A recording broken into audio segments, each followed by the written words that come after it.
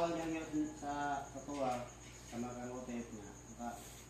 Kung sa kalisod sa kinabuhi, pilipilita mag-surrender sa pag-atubang sa Ginoo o para ito pasaylo. Kung i-wish mo sa ito nga, tigang ka o piskay ibang lawas,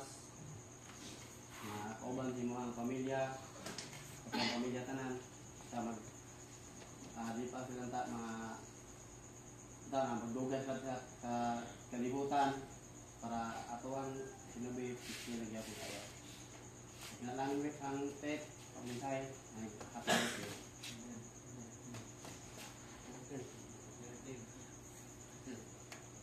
Well, for birthday take, I wish be respectful always.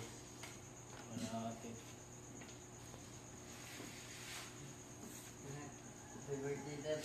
Ang kapaling wish mo at Tep na hinaot, magpalayan ka sa eskwela o magpalayan ka sa imo ang pagkadasid sa pulong sa Ginoo, Tep. Wish naman tayo. Happy birthday. Siyempre sa wish nila na always do na pagpalayan sa mga eskwela o pagkadasid. Happy birthday, Tep. Ay, katawa ko. So, akong wish ni Otep na tagaan sa Ginoo o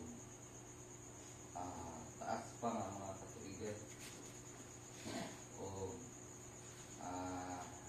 mayong panglawas dayon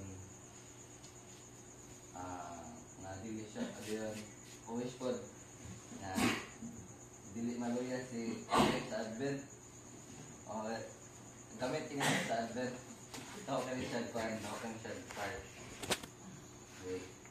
O, pagkadakuha man na nagtingog, huwag mo kanta na eh. Wow, parang mag-business siya, no? Huwag kalungog. Pero, naman sa Advent, so kinayan base. So, kahit katabang na yung tingog. Paggamit, yun permit sa buhat sa Ginoo, Tep. Na, isang tuod, daghan kita problema, pero, once na ang Ginoo na yung mangayo sa manginahanglan sa tuwa, di kita magduha-duha kaya ang Ginoo po. Samtang natay problema mangayo ta sa iya tabang mo tabang ko ang Ginoo sa walay pagduha-duha mo. Atong ihatag i-surrender nato tanan sa iya ang atong kinabuhi. Pinaagi sa buhat